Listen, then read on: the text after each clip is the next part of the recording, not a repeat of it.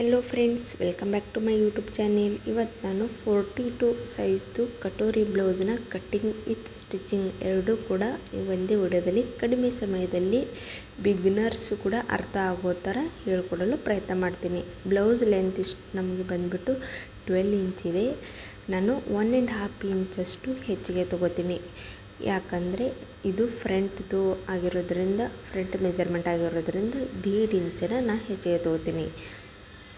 ಅಲ್ಲೊಂದು ಮಾರ್ಕ್ನ ಮಾಡಿಕೊಂಡು ಈಗ ಸ್ಟ್ರೈಟಾಗಿ ಒಂದು ಲೈನ್ನ ಹಾಕ್ಕೋತೀನಿ. ನಾವು ಬ್ಯಾಕ್ ಸೈಡು 1 ಇಂಚ್ ಮಾತ್ರ ಹೆಚ್ಚಿಗೆ ತೊಗೋಬೇಕು. ಇದು ಫ್ರಂಟ್ ಕ್ರಾಸ್ ಪಟ್ಟಿ ಬರುತ್ತೆ. ನಮಗೆ ಫ್ರಂಟ್ನಲ್ಲಿ ಕ್ರಾಸ್ ಪಟ್ಟಿಗೋಸ್ಕರ ಅಂತ ಅರ್ಧ ಇಂಚ್ ಬೇಕಾಗುತ್ತೆ. ಅದಕ್ಕೆ ನಾನು 1.5 ಇಂಚಷ್ಟು ಫ್ರಂಟ್ನಲ್ಲಿ ತೊಗೊಂಡಿರ್ತು.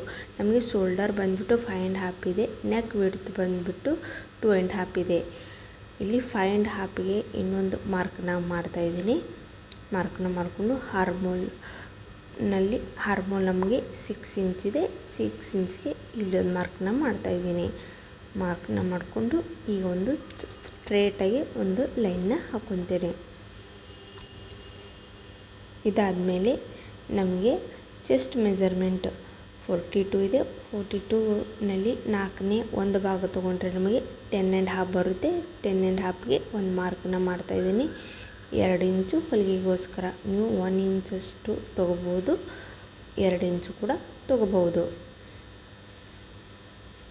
ಈಗ ಇಲ್ಲೊಂದು ಕೂಡ ಒಂದು ಲೈನ್ನ ಸ್ಟ್ರೇಟಾಗಿ ಲೈನ್ ಹಾಕ್ತಾಯಿದ್ದೀನಿ. ಇದಾದ ಬಳಿಕ ವೆಸ್ಟ್ ಮೆಜರ್ಮೆಂಟ್ ನಮಗೆ 7.5 ಇದೆ. 7.5ಗೆ ಒಂದು ಮಾರ್ಕ್ನ ಮಾಡ್ತಾಯಿದ್ದೀನಿ. ಬ್ಯಾಕ್ ಡಾಟ್ ಹಿಡಿತೇವಲ್ಲ, ಅಲ್ಲಿ 1 ಇಂಚಷ್ಟು ಹೆಚ್ಚಿಗೆ ತೊಗೋತಾ ಇದ್ದೀನಿ. ಇನ್ನು ಹೊಲಿಗೆಗೋಸ್ಕರ ಅಂತ 2 ಇಂಚನ ಹೆಚ್ಚಿಗೆ ತೊಗೊಂಡಿನಿ. ಇವಾಗ ಲಾಸ್ಟ್ನಲ್ಲಿ ಒಂದು ಸ್ಟ್ರೇಟಾಗಿ ಒಂದು ಲೈನ್ನ ಮಾರ್ಕ್ನ ಮಾಡ್ಕೊಳ್ಳೋಣ. ಇದಾದ ಬಳಿಕ ಹಾರ್ಮೋಲ್ ಶೇಪ್ಗೋಸ್ಕರ 1 ಇಂಚನ್ನು ಮಾರ್ಕ್ನ ಮಾಡಿದ್ದೀನಿ.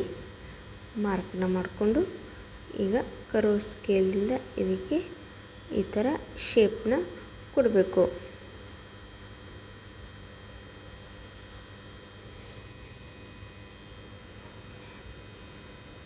ಇದಾದ ಬಳಿಕ ನಮಗೆ ನೆಕ್ ಡೀಪ್ ಬಂದುಬಿಟ್ಟು 5.5 ಇದೆ. 5.5ಗೆ ಒಂದು ಮಾರ್ಕ್ನ ಮಾಡಿ ಇಲ್ಲಿ ನಮಗೆ ಅಗಲ 3 ಇಂಚ್ ಬೇಕಾಗಿದೆ. 3 ಇಂಚಷ್ಟು ಒಂದು ಮಾರ್ಕ್ನ ಮಾಡಿಕೊಂಡು ಸ್ಟ್ರೇಟಾಗಿ ಒಂದು ಲೈನ್ನ ಮಾಡಿಕೊಂಡು ಇದನ್ನು ನಾವು ಬಾಕ್ಸ್ ರೀತಿ ಮಾಡ್ಕೋಬೇಕು. ಇದಾದ ಬಳಿಕ ಕರ್ವ್ ಸ್ಕೇಲ್ದಿಂದ ಅದಕ್ಕೆ ಶೇಪ್ನ ಕೊಡಬೇಕು.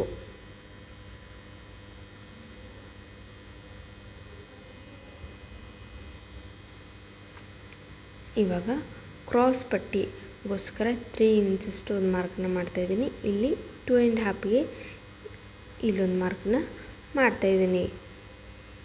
ಇವಾಗ ಮಾರ್ಕ್ನ ಮಾಡಿ ಈಗ ಒಂದು ಸ್ಟ್ರೇಟಾಗಿ ಒಂದು ಲೈನ್ನ ಮಾರ್ಕ್ ಮಾಡ್ತಾಯಿದ್ದೀನಿ.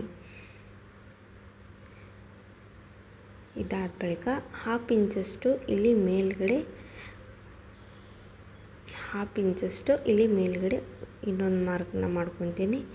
ಈ ಸೈಡು ಕೂಡ 1/2 ಇಂಚಿಗೆ ಇನ್ನೊಂದು ಮಾರ್ಕ್ನ ಮಾಡ್ಕೊತೀನಿ. ಮಾಡಿಕೊಂಡು ಅದಕ್ಕೆ ಈ ರೀತಿ ಶೇಪ್ನ ಕೊಡಬೇಕು. ಇದು ನೀವು ರೆಡಿ ಬ್ಲೌಸ್ನ ನೋಡಿಕೊಂಡು ಈ ಥರ ಶೇಪ್ನ ಕೊಡಬೇಕು. ಒಂದೊಂದು ಬ್ಲೌಸ್ಗೆ ಈ ಥರ ಶೇಪ್ ಬರುತ್ತೆ, ಇನ್ನೊಂದು ಬ್ಲೌಸಸ್ಗೆ ಈ ಥರ ಶೇಪ್ ಬರೋದಿಲ್ಲ, ಸ್ಟ್ರೇಟಾಗಿ ಲೈನ್ ಇರುತ್ತೆ. ನೀವು ರೆಡಿ ಮೆಜರ್ಮೆಂಟ್ಗೋಸ್ಕರ ಅವರು ಕೊಟ್ಟಿರ್ತಾರಲ್ಲ ಕಸ್ಟಮರ್, ಆ ಬ್ಲೌಸ್ನ ನೋಡಿಕೊಂಡು ನೀವು ಇದನ್ನು ಮಾಡ್ಕೋಬೋದು. ನಮ್ಗೆ ಕಟೋರಿ ಬಂದುಬಿಟ್ಟು 5 ಇಂಚ್ ಇದೆ. ನಮಗೆ ಇಲ್ಲಿ 2.5 ಇಂಚಿಗೆ ಒಂದು ಮಾರ್ಕ್ನ ಮಾಡ್ಕೊತೀನಿ. ಇಲ್ಲಿ ನೆಕ್ನಲ್ಲಿ 1 ಇಂಚಿಗೆ ಇನ್ನೊಂದು ಮಾರ್ಕ್ನ ಮಾಡ್ತೀನಿ. ಈ 3 ಪಾಯಿಂಟ್ನ ನಾನು ಈ ಥರ ಜಾಯಿಂಟ್ನ ಮಾಡ್ಕೊತೀನಿ.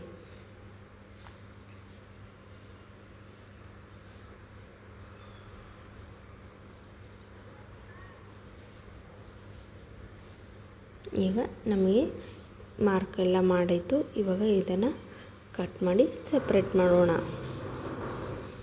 ನಿಮಗೆ ಲೈನಿಂಗ್ ಕ್ಲಾತ್ ಏನು ಜಾಸ್ತಿ ಇತ್ತಂದರೆ ಬಟ್ಟೆ ಜಾಸ್ತಿ ಇತ್ತಂದರೆ ನೀವು ಬಟ್ಟೆ ಮೇಲೇ ಮಾರ್ಕ್ನ ಮಾಡ್ಕೋಬೋದು. ಲೈನಿಂಗ್ ಕ್ಲಾತ್ ಕಡಿಮೆ ಇತ್ತಂದರೆ ಈ ಥರ ಪೇಪರ್ ಕಟ್ಟಿಂಗ್ನ ಮಾಡಿಕೊಂಡು ನೀವು ಈ ಪೇಪರ್ ಕಟ್ಟಿಂಗ್ನ ಲೈನಿಂಗ್ ಕ್ಲಾತ್ ಮೇಲೆ ಇಟ್ಟು ಕಟ್ ಮಾಡ್ಬೋದು. ಇದು ತುಂಬ ಈಸಿ ಮೆಥಡ್. ಈ ಥರ ಮಾಡಿದ್ರೂ ಕೂಡ ತುಂಬ ಈಸಿ ಆಗುತ್ತೆ. ಇದು ಒಂದು ಪೇಪರ್ ಕಟ್ಟಿಂಗ್ ಇದ್ದರೆ ನೀವು 3, 4, 5, 6 ಬ್ಲೌಸ್ ಕೂಡ ಎಷ್ಟೇ ಇದ್ದರೂ ಕೂಡ ನೀವು ಪಕ್ಕದ ರೆಡಿ ಮಾಡಿ ಇಟ್ಕೊಂಡ್ರೆ ಈ ಥರ ಪೇಪರ್ ಕಟ್ಟಿಂಗ್ ಈ ಥರ ಮಾರ್ಕ್ನ ಮಾಡ್ಕೊಂಡು ಪಟ್ನೆ ಕಟ್ ಮಾಡಿಕೊಂಡು ಸ್ಟಿಚಿಂಗ್ನ ಮಾಡ್ಬೋದು. ಇದನ್ನು ಈಗೇನು ಕಟೋರಿ ಪೀಸ್ ಇದೆಯಲ್ಲ ಇದನ್ನು ನಾನು ಹೆಚ್ಚಿಗೆ ಮಾಡ್ಕೋತೀನಿ. ಅದು ಕೂಡ ಇನ್ನೊಂದು ಪೇಪರ್ ಮೇಲೆ ಇಟ್ಟು ನಿಮಗೆ ತೋರಿಸ್ತೀನಿ. ಇದು ಯಾವ ಥರ ಕಟೋರಿ ಪೀಸ್ ಇದೆಯಲ್ಲ ಆ್ಯಸ್ ಇಟ್ ಈಸ್ ಅದೇ ಥರ ನಾನು ಇನ್ನೊಂದು ಪೇಪರ್ ಮೇಲೆ ಮಾರ್ಕ್ನ ಮಾಡ್ಕೊತೀನಿ.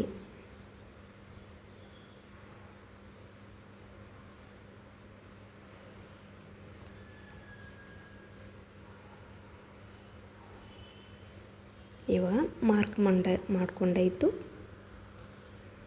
ಇಲ್ಲಿ ಮೇಲ್ಗಡೆ 1/2 ಇಂಚಷ್ಟು ಒಂದು ಮಾರ್ಕ್ನ ಮಾಡ್ಕೊತೀನಿ. ಇಲ್ಲಿ 1.5ಗೆ ಇನ್ನೊಂದು ಮಾರ್ಕ್ನ ಮಾಡ್ಕೊತೀನಿ. ಇದು ನಾವು ಹೇಗೆ ಹೆಚ್ಚಿಗೆ ತಗೊಳ್ಳೋದು ಅಂದರೆ 1.5 ಇಂಚಷ್ಟು. ಇದು ನಮಗೆ ಚೆಸ್ಟ್ ಮೆಜರ್ಮೆಂಟ್ ಮೇಲೆ ಬರುತ್ತೆ. ಚೆಸ್ಟ್ ಮೆಜರ್ಮೆಂಟ್ 32, 34, 36, 42 ತನಕ ನಮಗೆ 1.5 ಅಷ್ಟೇ ಬರುತ್ತೆ. ಅಷ್ಟೇ ತಗೋಬಹುದು. ಇವಾಗ ಈ ಥರ ನಾನು ಈ ಪಾಯಿಂಟ್ನ ಈ ಥರ ಜಾಯಿಂಟ್ ಮಾಡ್ಕೊತೀನಿ. ಮಾಡಿಕೊಂಡು ಈಗ ಏನು ಕೆಳಗಡೆ ಲೈನ್ ಇದೆಯಲ್ಲ ಅದನ್ನು ಅರ್ಧದಷ್ಟು ಈ ಥರ ಟೇಪ್ನ ತೊಗೊಂಡು ಸೆಂಟರ್ ಪಾಯಿಂಟ್ನ ಮಾರ್ಕ್ ಮಾಡ್ಕೊತೀನಿ. ಮಾರ್ಕ್ನ ಮಾಡಿಕೊಂಡು ಅಲ್ಲಿಂದ 1.5 ಇಂಚಷ್ಟು ಕೆಳಗಡೆ ಮಾರ್ಕ್ನ ಮಾಡ್ಕೊತೀನಿ. ಇದು ನಮಗೆ ಟಕ್ಸ್ಗೋಸ್ಕರ.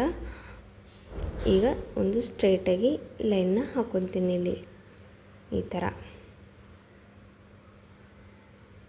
ಇದಾದ ಬಳಿಕ ಇಲ್ಲಿ ಮೇಲ್ಗಡೆ ಕೂಡ ಒಂದು ಲೈನ್ನ ಹಾಕ್ಕೊತೀನಿ. ಹಾಕ್ಕೊಂಡು ಇದನ್ನು ಇಲ್ಲಿ ಕೆಳಗಡೆ ಪಾಯಿಂಟಿಗೆ ಜಾಯಿಂಟ್ ಮಾಡ್ಕೊತೀನಿ.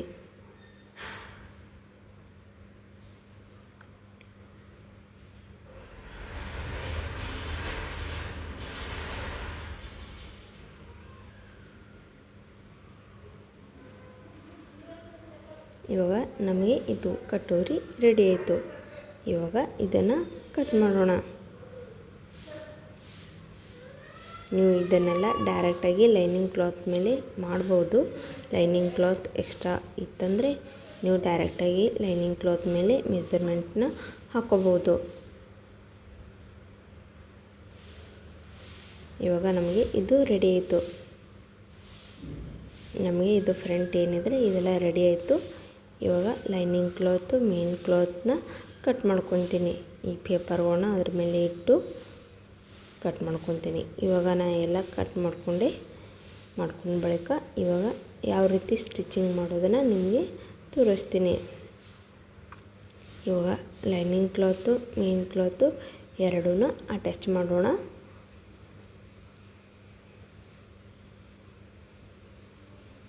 ನಮಗೆ ಲೈನಿಂಗ್ ಕ್ಲಾತ್ ಬರಾಬರಿ ಇರಬೇಕು. ಮೇನ್ ಕ್ಲಾತ್ ಅನ್ನೋದು ಜರ ಹೆಚ್ಚಿಗೆ ಇರಬೇಕು. ಮೆಜರ್ಮೆಂಟ್ಗಿಂತ ಜರ ಜಾಸ್ತಿನೇ ಇರಬೇಕು.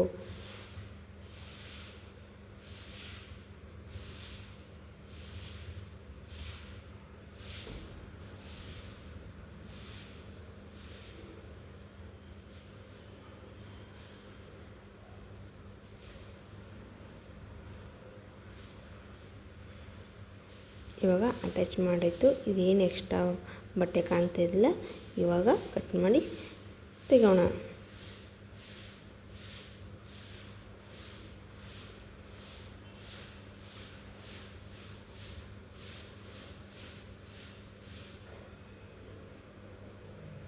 ಇವಾಗ ಇಲ್ಲಿ ಟಕ್ಸನ್ನ ಹಿಡಿತೀನಿ.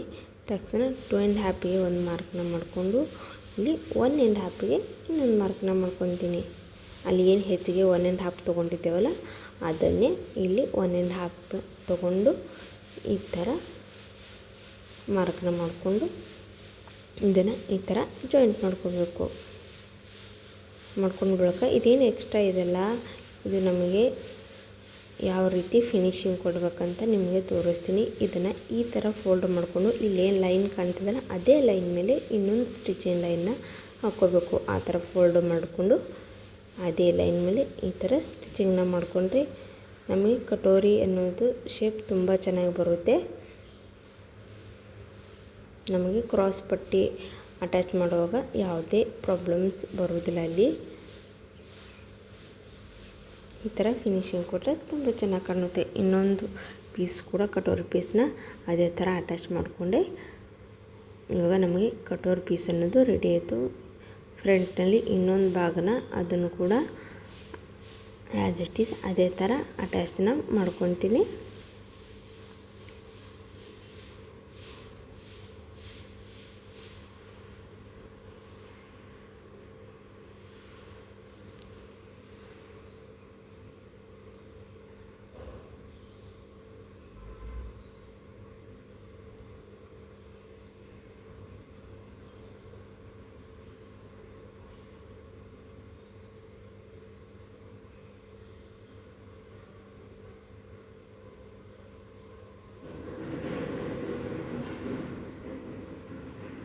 ಇವಾಗ ಅಟ್ಯಾಚ್ ಮಾಡಾಯಿತು.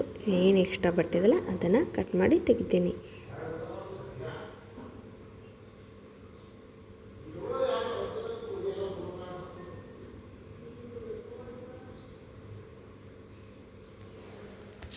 ಇವಾಗ ಎಕ್ಸ್ಟ್ರಾ ಬಟ್ಟೆನ ಕಟ್ ಮಾಡಿ ತೆಗೆದಾಯಿತು.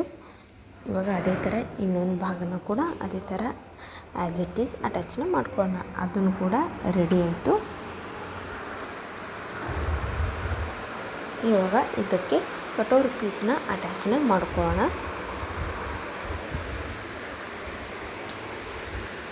ಇಲ್ಲಿ ಮೇಲ್ಗಡೆಯಿಂದನೇ ಇದನ್ನು ಅಟ್ಯಾಚ್ ಮಾಡ್ಕೋಬೇಕಾಗುತ್ತೆ.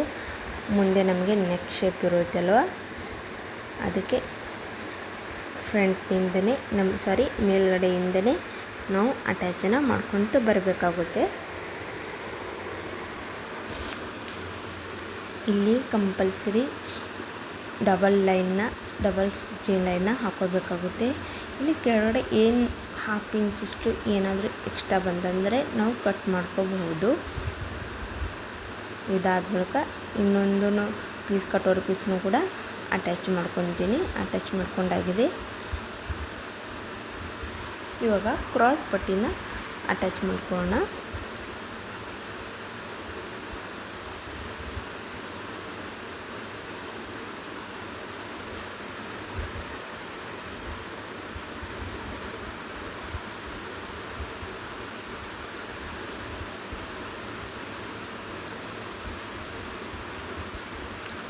ಈ ಕ್ರಾಸ್ ಪಟ್ಟಿ ಅಪೋಸಿಟ್ ಫೇಸ್ನಲ್ಲಿ ಇಟ್ಕೊಂಡು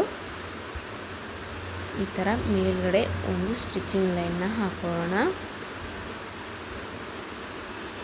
ಇದು ಹಾಕೊಂಡು ಬಳಿಕ ಇಲ್ಲಿ ನಮಗೆ ಮೇನ್ ಕ್ಲಾತ್ ಅಂತೂ ಥೋಡೆ ಜಾಸ್ತಿ ಇದೆ, ಅದನ್ನು ಕಟ್ ಮಾಡಿ ತೆಗಿತಾ ಇದ್ದೀನಿ.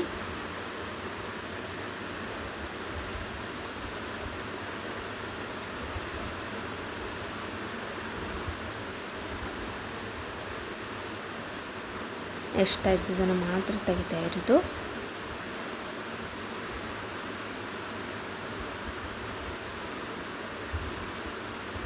ಇದಾದಮೇಲೆ ಇಲ್ಲಿ ಮೇಲ್ಗಡೆ ಇನ್ನೊಂದು ಸ್ಟಿಚಿಂಗ್ ಲೈನ್ನ ಹಾಕ್ಕೊತೀನಿ.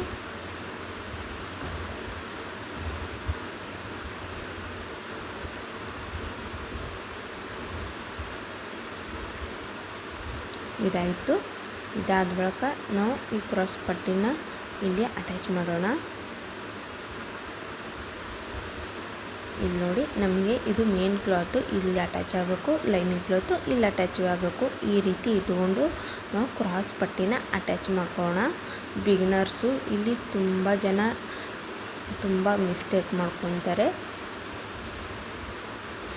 ಮೇನ್ ಕ್ಲಾತ್ ಇದ್ದು ಲೈನಿಂಗ್ ಕ್ಲಾತ್ಗೆ, ಲೈನಿಂಗ್ ಕ್ಲಾತ್ ಇದ್ದು ಮೇನ್ ಕ್ಲಾತ್ಗೆ ಈ ಥರ ಅಟ್ಯಾಚ್ ಮಾಡ್ತಾರೆ. ತುಂಬ ಜನ ಬಿಗಿನರ್ಸ್ ಇಲ್ಲಿ ತುಂಬ ಮಿಸ್ಟೇಕ್ ಮಾಡ್ತಾರೆ. ಇವಾಗ ಈ ಲೈನಿಂಗ್ ಕ್ಲಾತ್ನ ಇಲ್ಲಿ ಮೇಲ್ಗಡೆ ಅಟ್ಯಾಚ್ ಮಾಡ್ಕೊಂಡ್ಬಿಡೋದು. ನಾನಿಲ್ಲಿ ಎರಡು ಸಪ್ರೇಟ್ನೇ ಅಟ್ಯಾಚ್ ಮಾಡ್ತಾ ಇರೋದು. ನಿಮಗೆ ಅರ್ಥ ಆಗಲಿ ಅಂತಲೇ ಸಪ್ರೇಟಾಗಿ ಅಟ್ಯಾಚ್ ಮಾಡಿ ತೋರಿಸ್ತಾ ಇದ್ದೀನಿ.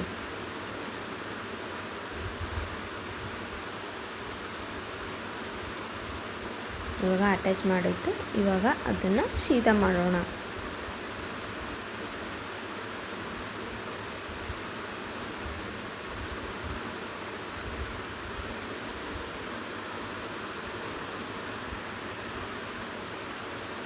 ಇವಾಗ ಆಯ್ತು ನೋಡಿ, ನಮಗೆ ಕ್ರಾಸ್ ಪಟ್ಟಿ ಯಾವ ರೀತಿ ಬಂದಿದೆ ಅಂತ. ಇವಾಗ ಇದಕ್ಕೂ ಕೂಡ ಅದೇ ಥರ ಕ್ರಾಸ್ ಪಟ್ಟಿನ ಅಟ್ಯಾಚ್ ಮಾಡೋಣ. ಇವಾಗ ಕ್ರಾಸ್ ಪಟ್ಟಿ ಅಟ್ಯಾಚ್ ಮಾಡಾಯಿತು. ಈಗ ಇದಕ್ಕೆ ಹುಕ್ಕಿನ ಮನಿ ಪಟ್ಟಿನ ಅಟ್ಯಾಚ್ ಮಾಡೋಣ. ಇದು ಹುಕ್ ಪಟ್ಟಿಗೋಸ್ಕರ ತೊಗೊಂಡಿರೋದು.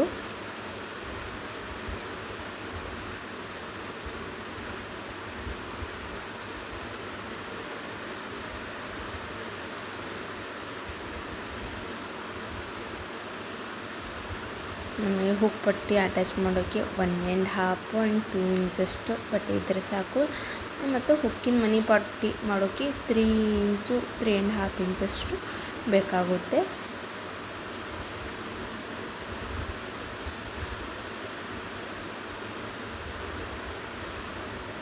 ಈ ಥರ ಮಾಡಿಕೊಂಡು ಈ ಥರ ಅದನ್ನು ಒಳಗಡೆ ಫೋಲ್ಡನ್ನು ಮಾಡಿ ಇಲ್ಲಿ ಮೇಲ್ಗಡೆ ಒಂದು ಸ್ಟಿಚಿಂಗ್ ಲೈನ್ ಹಾಕ್ಕೊಂಡ್ರೆ ನಮಗೆ ಹುಕ್ಕಿನ ಮನಿ ಪಟ್ಟಿ ರೆಡಿ ಆಗುತ್ತೆ.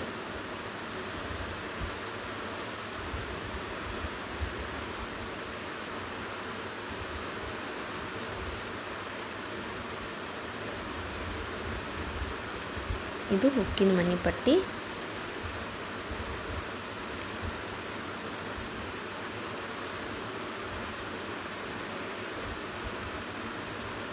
ಇದನ್ನು ಈ ಥರ ಡಬಲ್ ಲೇಯರನ್ನ ಫೋಲ್ಡ್ ಮಾಡಿ ಈ ಥರ ಮೇಲ್ಗಡೆ ಒಂದು ಸ್ಟಿಚಿಂಗ್ ಲೈನ್ನ ಹಾಕ್ಕೋಬೇಕು. ಇಲ್ಲಿ ಹುಕ್ಕಿನ ಮನಿನ ಆಮೇಲೆ ಮಾಡ್ಕೊತೀನಿ ನಾನು. ಇಲ್ಲಿ ಕೆಳಗಡೆ ಒಳಗಡೆ ಈ ಥರ ಫೋಲ್ಡ್ ಮಾಡಿಕೊಂಡು ಇಲ್ಲಿ ಸ್ಟಿಚಿಂಗ್ ಲೈನ್ನ ಮೇಲ್ಗಡೆ ಹಾಕ್ಕೋಬೇಕು. ನಮಗೆ ಇದು ರೆಡಿ ಇತ್ತು. ನಮಗೆ 2 ಸೈಜ್ ಬರೋಬ್ಬರಿ ಅದೆಲ್ಲನ ಚೆಕ್ ಮಾಡ್ಕೋಬೇಕು. ಅದನ್ನು ಚೆಕ್ ಮಾಡ್ಕೊಂಡೈತೆ ನಾನು. ಚೆಕ್ ಮಾಡಿಕೊಂಡು ಇಲ್ಲಿ ನಾನು ಪೈಪಿಂಗ್ನ ಮಾಡ್ಕೊತೀನಿ. ಇಲ್ಲಿ ಮೇಲೆ ಏನು ನೆಕ್ ಶೇಪ್ ಇದೆಯಲ್ಲ ಅದಕ್ಕೆ ಪೈಪಿಂಗ್ನ ಅಟ್ಯಾಚ್ ಮಾಡ್ಕೊತೀನಿ.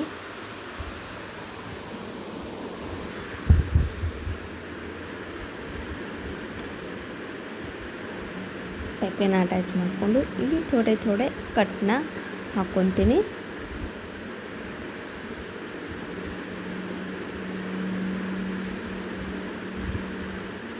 ಕಟ್ನ ಹಾಕ್ಕೊಂಡು ಅದನ್ನು ಅರ್ಧಕ್ಕೆ ಫೋಲ್ಡ್ ಮಾಡಿಕೊಂಡು ಅದನ್ನು ಫೋಲ್ಡ್ ಮಾಡಿಕೊಂಡು ಅಲ್ಲಿ ಮೇಲ್ಗಡೆ ಒಂದು ಸ್ಟಿಚಿಂಗ್ ಲೈನ್ನ ಹಾಕ್ಕೋಬೇಕು.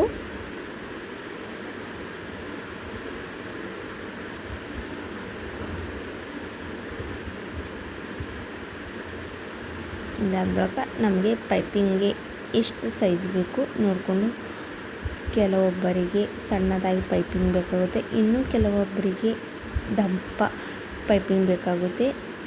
ಯಾವ ರೀತಿ ಬೇಕು ಅನ್ನೋದು ನೋಡಿಕೊಂಡು ನಾವು ಪೈಪಿಂಗನ್ನ ಇಲ್ಲಿ ಸೈಜನ್ನ ಇಟ್ಕೊಂಡು ಇಲ್ಲಿ ಫೋಲ್ಡ್ನ ಮಾಡಿ ಮೇಲೆ ಸ್ಟಿಚಿಂಗ್ ಲೈನ್ನ ಹಾಕ್ಕೋಬೇಕಾಗುತ್ತೆ.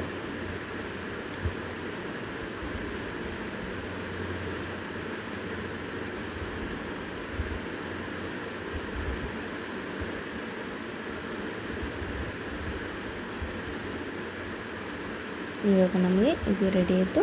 ಇದಕ್ಕೂ ಕೂಡ ನಾನು ಪೈಪಿಂಗನ್ನು ಅಟ್ಯಾಚ್ ಮಾಡ್ಕೊತೀನಿ. ಇವಾಗ ನಮಗೆ 2 ರೆಡಿ ಆಯಿತು. ನಮ್ಮ ಫೈನಲ್ ಲುಕ್ ಯಾವ ರೀತಿ ಬಂದಿದೆ ನೋಡಿ.